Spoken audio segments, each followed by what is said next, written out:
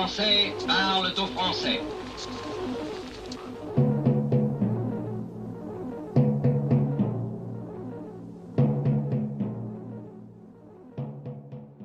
Bonjour à tous, ravi de vous retrouver chers abonnés. Les vidéos de la semaine, on va commencer par où est le MLF, le Mouvement de Libération des Femmes, ou les associations de défense des femmes. Est-ce que quand vous avez souvent des femmes françaises qui sont agressées, mais plus encore des mamies, des personnes âgées à 75 ans, violées, agressées, battues, vous n'entendez aucun mouvement de manifestation, aucun communiqué. C'est incroyable. Mais oui, mais les coupables, ce sont des gens issus de la diversité, donc il ne faut rien dire. Les Français ont le droit, les Françaises notamment, ont le droit de se faire casser la figure et violer, mais ça, c'est le vivre ensemble. Bien. Quota pour vous déplacer avec le passeport carbone. Donc, je vous explique un petit peu comment ça se passe et que vous allez être limité prochainement dans vos déplacements. Grenoble, il y a des pièces de théâtre qui vous expliquent comment vivre avec les dealers en bas de chez vous. Et c'est financé avec l'argent de la municipalité de Grenoble. Et puis, on a un footballeur dans le Gard, je crois, qui est musulman, bon, mais qui fait une vidéo pour dire « Je ne veux pas que ma femme sorte avec des amis masculins, je ne veux pas que ma femme prenne le transport en commun, je ne veux pas qu'elle mette des habits moulants, éventuellement si elle peut porter le voile, etc. etc., etc. » Voilà, alors, je ne sais pas ce qu'il est devenu de ce footballeur, mais franchement... Bref, et quand même 750 000 followers. Hein. Voilà. Et puis, la dernière vidéo que je vais vous rajouter, ce sont les coulisses du remaniement. J'explique certaines choses. À l'époque, on ne savait pas encore que c'était Attal. J'ai fait le bon choix. Je parle d'Attal. Et puis, on va voir ce que ça va donner. Je vous laisse déguster ce petit condensé. Et puis, je vous dis à très bientôt. Merci.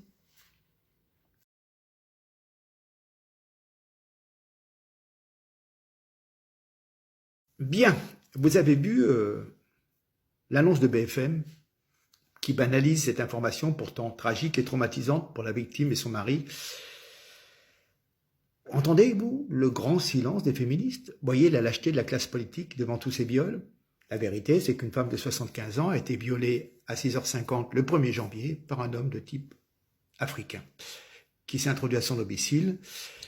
C'était Ozoir-la-Ferrière, en Seine-et-Marne, dans le 77. Le mari de la victime, gravement handicapé, n'a hélas pas pu réagir pour défendre son épouse. Le violeur a soutiré 50 € à sa victime avant de prendre la fuite. Je vais vous donner plus de détails. Et ça continue dès le premier jour de l'année, vous voyez. Alors, ce qui me fait marrer, c'est les artistes qui se bousculent pour signer des tribunes. Là, ça ne les dérange pas. 0 tribune pour les vieilles dames voilées. Pour être âgées, il ne reste pas moins des femmes. Et les féministes, ben non, voilà. Alors, de plus en plus... et c'est fréquent, de vieilles femmes sont violées chez elles ou dehors par de jeunes migrants en manque de sexe, incapables de se contrôler.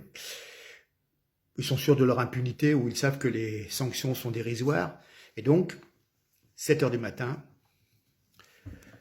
6h50, 7h du matin, bref, un violeur africain pénétré par effraction dans la maison a demandé une fellation à une dame de 75 ans, puis devant son refus, a trouvé plus pratique de se soulager en la violant, purement et simplement, et le mari handicapé physique n'a pu défendre son épouse, et la malheureuse, évidemment, est en état de choc. Mais ce que je veux dire par là, c'est que le MLF, qui a refait surface au moment de la sortie du film Barbie, l'accusant d'une vision infantile, cynique et fallacieuse du féminisme mise au service d'un capitalisme pervers, n'a fait aucun communiqué. Ça bave sur Depardieu, certainement à juste raison, mais toutes les femmes qui sont agressées de nos jours, là, alors je ne sais pas, il y a d'autres associations d'aide aux victimes de violences sexistes et sexuelles promues par le gouvernement, arrêtonslesviolences.gouv.fr, association de lutte contre les violences sexistes. Voilà, allez voir vous-même, pas de réaction, c'est de l'argent public, c'est payé par l'État, et ça fait 4-5 articles par an, et aucune de ces associations ne mentionne ce drame ni aucun autre drame. La Fédération nationale Solidarité Femmes ignore l'événement. La Fédération nationale des centres d'information sur les droits des femmes et des familles ignore l'événement, mais s'inquiète en revanche d'une régression des droits des femmes étrangères avec la loi immigration. Vous voyez, c'est un truc de truc. Par contre, les pauvres femmes blanches qui se font agresser tous les jours, non, non. Le collectif féministe contre le viol ignore l'événement. Le mouvement français pour le planning familial ignore l'événement, mais reste très mobilisé pour le droit à l'avortement. Femmes solidaires ignorent. La Fédération nationale GAMS ignore l'événement. France Victime ignore l'événement. Voilà, on peut en citer. Il y a des tas d'associations qui touchent des subventions. Mais alors, dans la mesure où on s'attaque à une femme blanche, par contre, le droit des femmes immigrées, alors là, voilà. Hein, le seul collectif, c'est Némésis, hein, ignoré par le gouvernement, qui s'est offusqué du drame du 1er janvier aux heures la Ferrière, voilà, qui dénonce toutes les violences faites aux femmes, aussi bien dans leur quotidien que sur le lieu professionnel ou dans la rue, et qui dénonce effectivement, bien entendu, l'aspect, l'impact dangereux de toutes ces agressions et de l'immigration de masse qui fait qu'on a des tas de jeunes hommes qui, ben voilà, hein, la nature, puis dans leur pays d'origine, ils ont tendance quand même à se servir et les désirs de l'homme sont primordiaux, et tandis qu'en France, il y a quand même, la femme a le choix de refuser, hein, voilà, vous avez tout compris. Donc, ben voilà, que dire, ça va continuer, puis peut-être on va dissoudre l'association Némésis, parce qu'elle défend trop les femmes blanches, hein, voilà, le grand exterminateur de la liberté d'association, Gérald Darmanin, tentera probablement de le dissoudre, voilà. Mais pourtant c'est le réel de tous les jours, hein, après, voilà. Mais alors pour faire des tribunes sur Depardieu par-ci, Depardieu par-là, et oui, il n'y a pas que Depardieu, hein. Je pense que dans le mode dans le monde de la mode, du cinéma, de la chanson et tout, certaines personnes, certaines femmes ont dû passer sous le bureau, si vous voyez ce que je veux dire, en étant vulgaire, pour pouvoir percer, hein. Voilà, Depardieu. Moi, c'est pas ma tasse de thé, je pense beaucoup trop vulgaire, hein. Trop vulgaire pour moi, j'aime un peu plus de finesse, voilà. Mais c'est tellement facile d'accuser Depardieu, voilà. Bon, et vas-y, je te remets une couche, et je remets une couche, et je passe plus ses films, etc., etc. Alors c'est très bizarre, parce qu'il y a des gens qui ont vécu avec lui, des actrices et tout, qui ont l'air un petit peu de le défendre. Mais moi je le défendrai pas, mais je vais pas me mettre à lui jeter des pierres non plus, quoi. Voilà, après, c'est l'instinct primaire de l'homme d'être vulgaire et de vouloir profiter, et dès qu'on a une petite notoriété, de pouvoir tripoter des femmes, et notamment des plus jeunes et des gamines, ça je veux bien le croire, et ce monsieur n'est pas dans la délicatesse.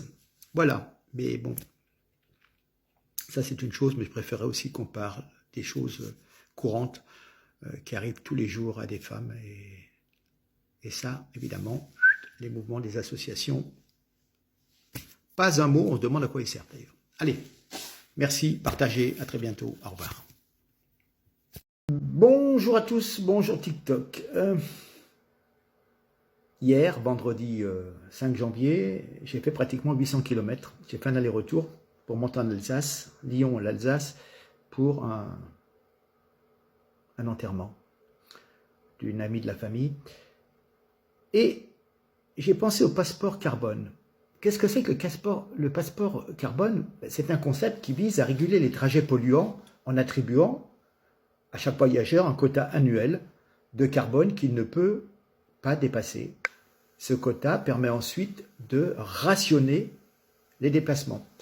Ça a été proposé par des associations, notamment aussi par un voyagiste, etc. Et donc c'est extrême, hein. Alors, soi-disant que c'est pour prendre en compte les effets négatifs du tourisme sur l'environnement. car il semblerait que le secteur du tourisme génère environ 10% des émissions de gaz à effet de serre à l'origine de la crise climatique. Ouais, bien sûr. Tout est bon pour vous faire payer. Il fait trop chaud, c'est de la faute de l'homme blanc qui se déplace. Donc, il faut qu'il paye. Enfin bon, des tas de choses comme ça, mais c'est toujours punitif. Bon. Et je me disais que, effectivement, il va y avoir un rationnement avec l'identité numérique, effectivement, ce passeport carbone, etc. On va vous dire à un moment, admettons, quelqu'un de bourgeois qui a une maison à la campagne, à 200 km de son domicile et qui, tous les week-ends, va profiter de sa petite propriété. À un moment, on va lui dire, attendez, monsieur, tous les week-ends, vous partez, vous faites 300, 400 km durant le week-end. Non, non, monsieur, c'est une fois par mois. Et encore, vous avez droit à temps.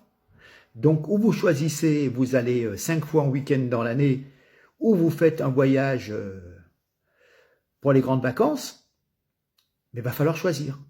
Vous n'allez pas vous déplacer comme ça continuellement et dégager du carbone. Vous voyez ? Et c'est ce qui va se passer. Je veux dire, vous allez réserver un voyage, bon, avec un peu de chance, c'est le début de l'année, votre indice carbone est bas, donc votre quota, c'est bon. Et puis, pour X raisons, vous avez une rentrée d'argent, à titre exceptionnel, ou pour un événement, pour un mariage à l'étranger et tout, vous allez dire, ah bah tiens, en août ou en septembre, je vais vouloir réserver de nouveau un voyage, donc je vais rentrer ma carte bancaire. Vous savez que maintenant, il y a les cartes bancaires qui vous indiquent vos achats, votre indice carbone, consommation carbone, en fonction des achats que vous avez achetés. Hein. Donc, ils vont vous dire, attends, oh là là, comment vous allez à un mariage, ça se passe où ah oui, votre fils se marie à une Anglaise, donc ça va se faire en Angleterre.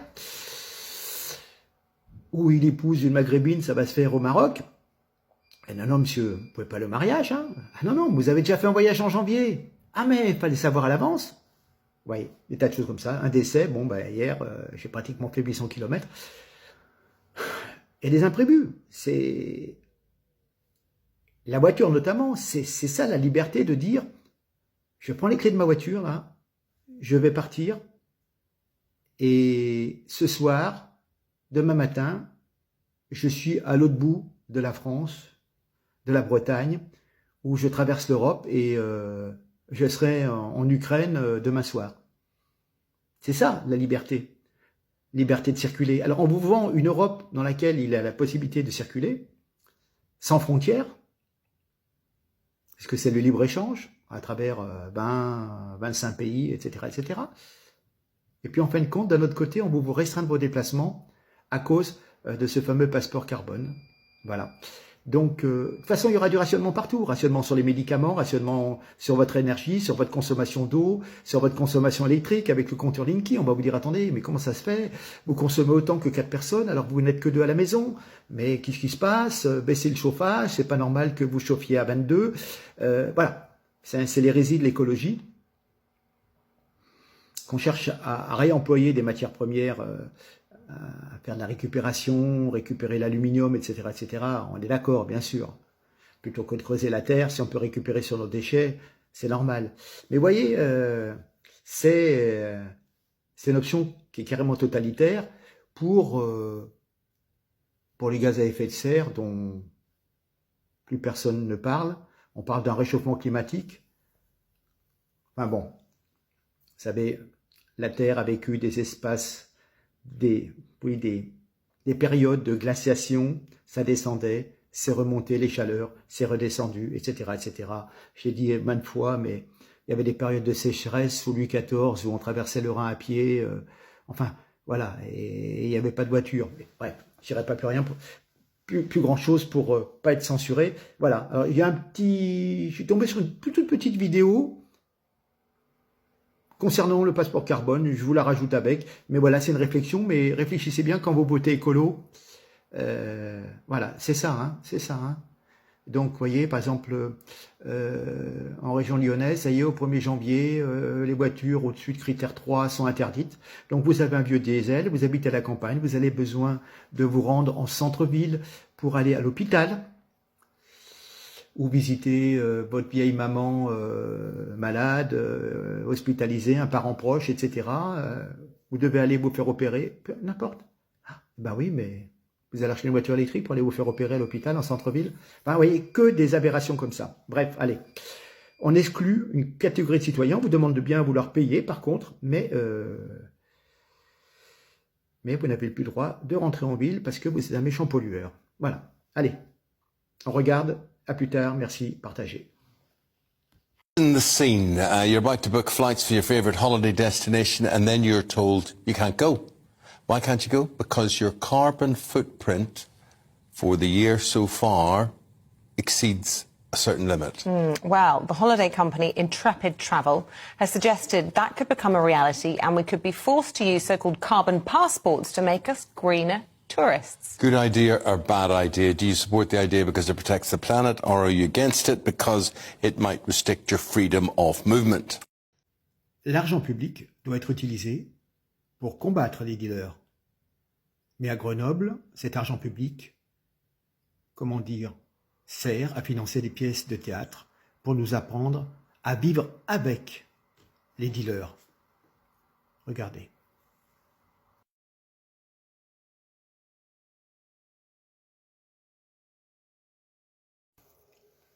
Bonjour à tous, bonjour TikTok. Vous avez vu l'affiche, c'est une pièce de théâtre.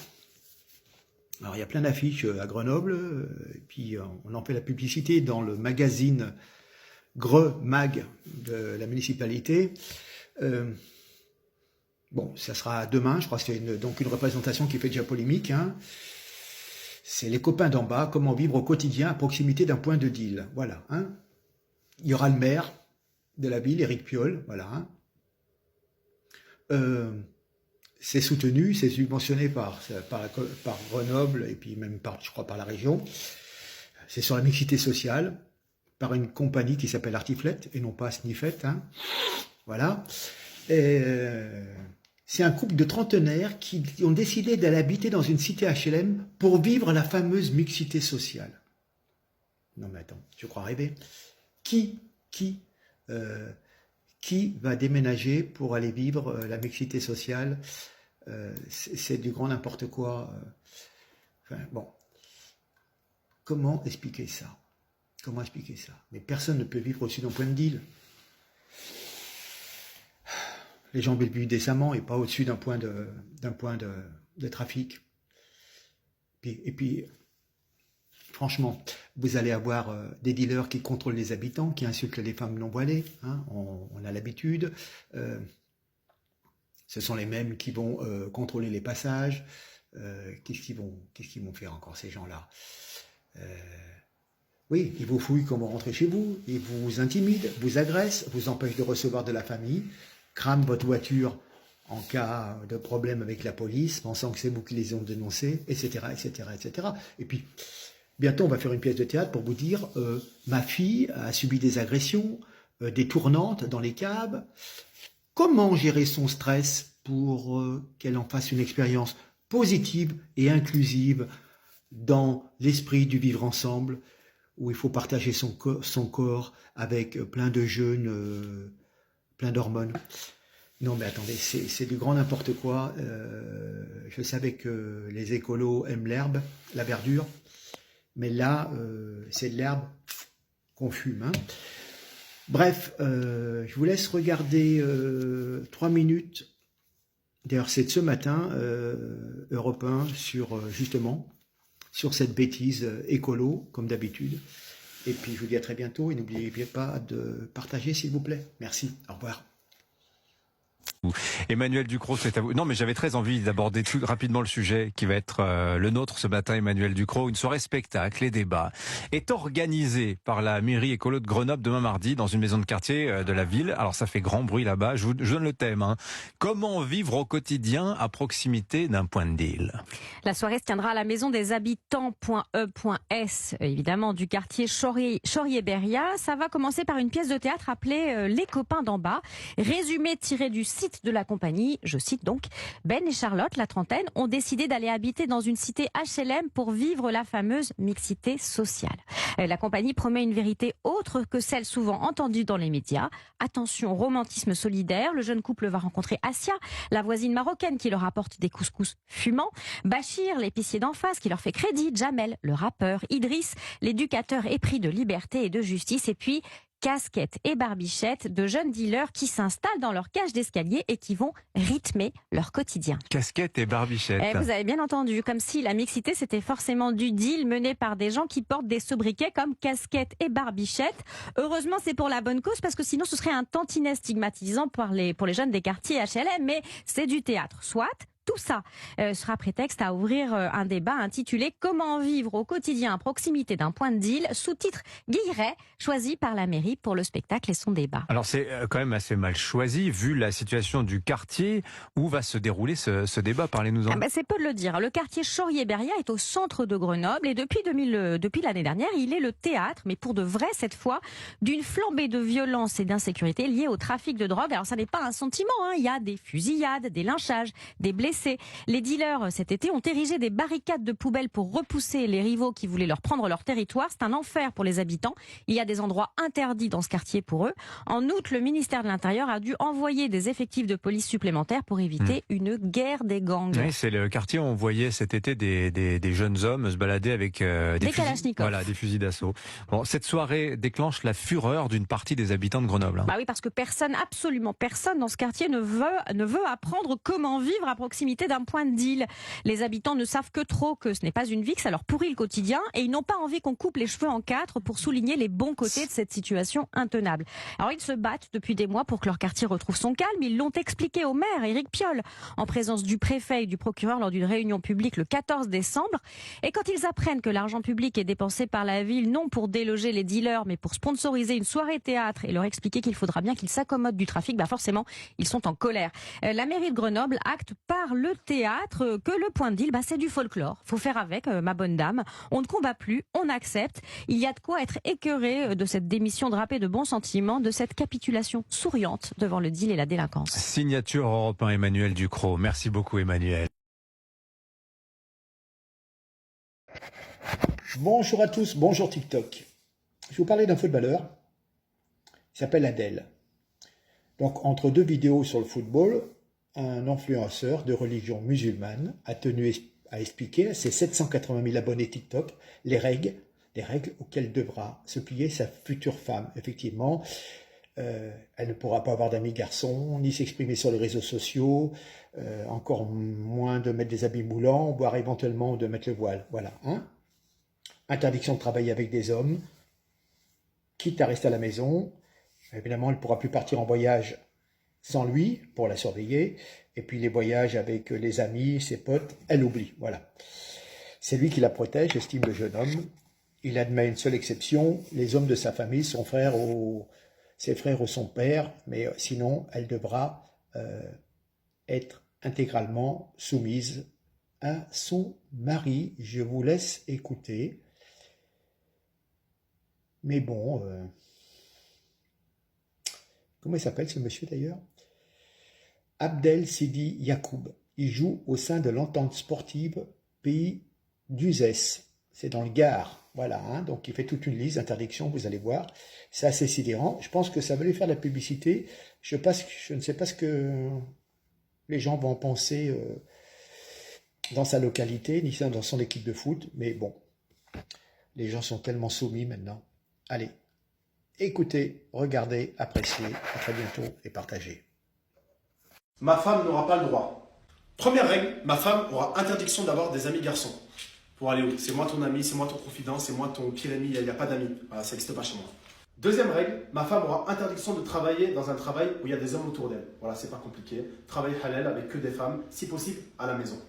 Troisième règle, ma femme aura interdiction de partir en voyage sans moi. Voilà, c'est pas compliqué. Les voyages avec ses potes, je sais pas quoi, elle oublie. Elle voyage que avec moi, c'est moi qui la protège. Et si, imaginons, je suis pas là, je l'autorise à partir en voyage avec son grand frère, son père, des hommes de sa famille. C'est tout. Quatrième règle, ma femme aura interdiction de s'habiller avec des habits moulants. Voilà, c'est pas compliqué. Il n'y a aucun homme qui regarde le corps de ma femme dans la rue. Le corps de ma femme, il est à moi. Il n'y a personne qui va le regarder. Il n'y a pas d'habits moulants, je sais pas quoi. Minimum, habit très très large. Et le mieux, ce serait le voile. Après, voilà, je ne vais pas la forcer. Inch'Allah, elle le met. 5e règle, ma femme aura interdiction de s'exposer sur les réseaux sociaux. Voilà, moi je m'expose sur les réseaux sociaux parce que c'est mon travail. Voilà, je la fais manger grâce à ça. J'aurai des business grâce à ça. Mais elle, interdit. Voilà, il n'y a pas de... Elle fait des snaps, elle fait des TikTok avec sa tête, etc. Non, je vais la préserver. Ma femme n'aura pas le droit, partie 2. Première règle, ma femme aura interdiction de sortir après la prière de la Isha. Donc pour ceux qui ne savent pas, la Isha c'est la prière qui survient après le coucher du soleil, donc la dernière prière de la journée. Pourquoi tu veux sortir la nuit? À quoi ça sert? Sans moi, elle aura interdiction de bouger de la maison. Deuxième règle, ma femme aura interdiction de raconter nos problèmes de couple à ses amis et à sa famille. Voilà, c'est hors de question. Si on a un souci, on le règle entre elle et moi, mais c'est hors de question qu'elle aille voir sa mère, qu'elle aille se plaindre, ouais il m'a fait ci, il m'a fait ça, qu'elle aille voir ses amis les vicieuses. D'ailleurs, ses amis, je vais contrôler. Voilà, ce ne sera pas bien avec n'importe qui, parce que nous les hommes, on a un sens que elles n'ont pas. Troisième règle, ma femme aura interdiction d'avoir un travail qui empiète sur ses obligations premières. Je m'explique. Les obligations premières de la femme, en l'occurrence dans l'islam, c'est de s'occuper de son foyer. Voilà, à partir du moment où son travail va empiéter sur ses obligations premières, je lui interdirai ce travail-là, en espérant qu'elle trouve un travail qui n'empiète pas sur ça. C'est moi l'homme, c'est à moi de payer le loyer, la bouffe et tout ce qui va avec. Enfin, dernière règle, ma femme aura interdiction de prendre les transports en commun. Voilà, pour qu'elle soit serrée à côté des hommes qui vont vouloir la toucher, qui vont vouloir l'approcher, c'est hors de question. S'il faut que je prenne la voiture, que je fasse 30 minutes de route pour l'amener du point A au point B, pour qu'elle arrive en sécurité, je le ferai. Et j'irai la chercher, il n'y a pas de problème. Mais elle ne prend pas les transports en commun. Bonjour à tous, bonjour TikTok, on va parler du remaniement. Alors, Madame Borne n'a pas présenté sa démission au chef de l'État qu'elle a acceptée comme évoqué dans la Constitution d'octobre 58. Elle a remis une lettre au président, mais en fin de compte, elle a été démissionnée ou débarquée par Emmanuel Macron, comme on disait, dans le langage professionnel. Hein. Rassurons-nous, elle ne sera pas à la rue. L'ancienne préfète pourra disposer de toutes les dispositions, de toutes les mesures attachées aux anciens premiers ministres. Servir la République, c'est surtout de ne pas oublier de se servir au passage. Une petite date quand même. Le 8 janvier 1959, Michel Debré est nommé Premier ministre par le général de Gaulle. Hier, 8 janvier 2024, 65 ans plus tard, Gabriel Attal, chouchou des médias, nous a annoncé comme nouveau Premier ministre. Comment avons-nous fait pour tomber si bas? C'est pas du tout le même bagage. Alors, hier soir, c'était la guerre de l'égocentrisme à l'Élysée. L'exécutif se déchire, Gérald Darmanin, Bruno Le Maire font le maximum pour bloquer la nomination de Gabriel Attal comme Premier ministre. Oui, car Bruno Le Maire ne supporterait pas de voir Gabriel Attal devenir son patron, car Bruno Le Maire a déjà été le ministre de tutelle de Gabriel Attal précédemment. Hein, voilà. Et donc, Bruno Le Maire convoite aussi Matignon. Et Darmanin, et bien entendu aussi. Hein. Donc, franchement, si Gabriel Attal se voit confier donc ce matin la barre du Titanic juste avant qu'il ne heurte l'iceberg, c'est quand même une sacrée promotion. On s'aperçoit que Emmanuel Macron n'est plus respecté, qu'il n'a plus d'autorité. Il n'est plus Jupiter. Une autre remarque, si Gabriel Attal était nommé Premier ministre, alors la France aurait à l'Élysée et à Matignon 2 dirigeants de l'exécutif sans enfants. Au moment où le taux de natalité s'effondre dans le pays, c'est un aspect certes personnel, mais c'est aussi un aspect politique qui pose quand même un sérieux problème d'exemplarité. Ce serait bien la première fois depuis des temps très lointains que la France serait gouvernée par 2 individus sans enfants dans un pays qui connaît pourtant de très sérieux problèmes de démographie. Mais franchement, la seule question qui vaille, les Français vont-ils encore se laisser avoir par Attal, cet avatar de Macron, juste parce qu'il a l'allure d'un gendre idéal, comme ils se sont fait déjà avoir en 2017 quand des gens vous expliquaient qu'ils avaient voté Macron parce que voilà, c'était le gendre idéal, il était beau, jeune, enfin bref. Mais je mettrais bien ma main à couper. Chez certains, le bon sens n'est pas près de chez eux et risque de se faire avoir. Mais la magie du remaniement ministériel, tout va changer. Hein. changer quelques visages dans le gouvernement, c'est comme résoudre tous les problèmes d'un coup, hein. Un coup de baguette magique, hein.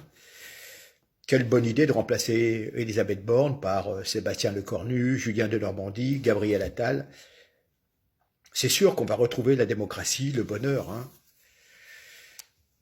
De toute façon, ils continuent de faire la même chose, avec la même politique, hein. Encore et encore. On ne change pas une équipe qui perd, bien entendu. Comme si ce remaniement, c'était la solution miracle pour sortir la France du malaise démocratique. On est tous impatients de voir les changements spectaculaires que ça va apporter, vraiment, hein. Non, mais tout ça, c'est fait pour éviter pour récupérer 3-4%, pour éviter de prendre une déculottée aux élections européennes du 9 juin. C'est mon sentiment. Donc, on remet un coup de peinture. C'est ce qu'on appelle ripolliner. Et voilà, et ça donne l'impression qu'il se remet en question et qu'il va prendre, que Macron va prendre une autre direction et qu'il est de nouveau à l'écoute des Français. Encore, l'a-t-il déjà été une fois, qu'il serait à l'écoute des Français et que donc il va faire du neuf une nouvelle politique. C'est que de la communication, mais ça vous le savez bien. Allez, à très bientôt. Merci, au revoir. Partagez s'il vous plaît.